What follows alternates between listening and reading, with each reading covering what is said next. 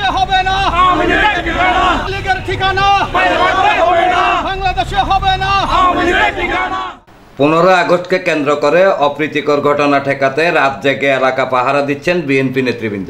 বৃহস্পতিবার মধ্যরাতে চট্টগ্রাম নগরের 5/3 নং ওয়ার্ডের নয়ারহাট এলাকায় পাহারা বসিয়েছেন তারা।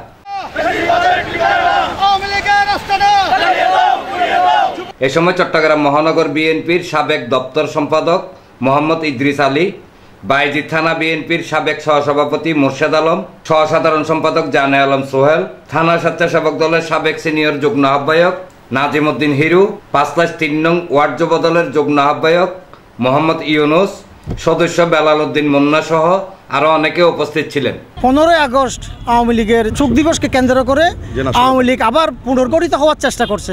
আমরা খবর পাইছি 5 ভাই সহ চট্টগ্রামে এবং সারা দেশে আওয়ামী লীগ আজকে মিছিল করবে, নাশকতার প্রস্তুতি নিচ্ছে তারা।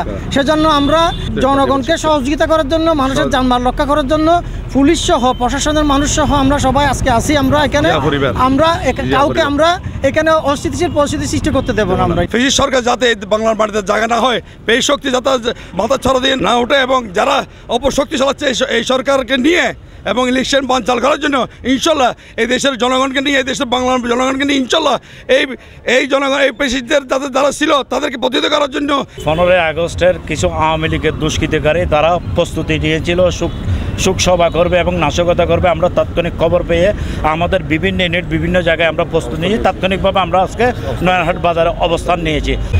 আজকের অবস্থানটা হচ্ছে আমরা জানতে পারছি যে আজকে এখানে ফ্যাসিস্টের আওয়ামী লীগ, যুবলীগ, ছাত্রলীগের ছেলেরা গোপনভাবে একটা মিছিল করার জন্য এখানে প্রস্তুতি নিছে।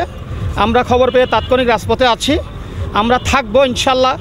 আগামী 2026-এর 12 ফেব্রুয়ারি নির্বাচন পর্যন্ত আমরা রাজপথে থাকবো ইনশাল্লাহ। কোনো শক্তি আমাদের নির্বাচন বানচাল করতে পারবে না। শুনেছি আওয়ামী লীগের দোসররা এখানে বিশৃঙ্খলার সৃষ্টি করতেছে, পাইতারা করতেছে বাংলাদেশে, আর আওয়ামী লীগের কোনো ঠিকানা হবে না, জায়গা হবে না। আমরা প্রস্তুত আছি, রাজপথে আমরা আছি।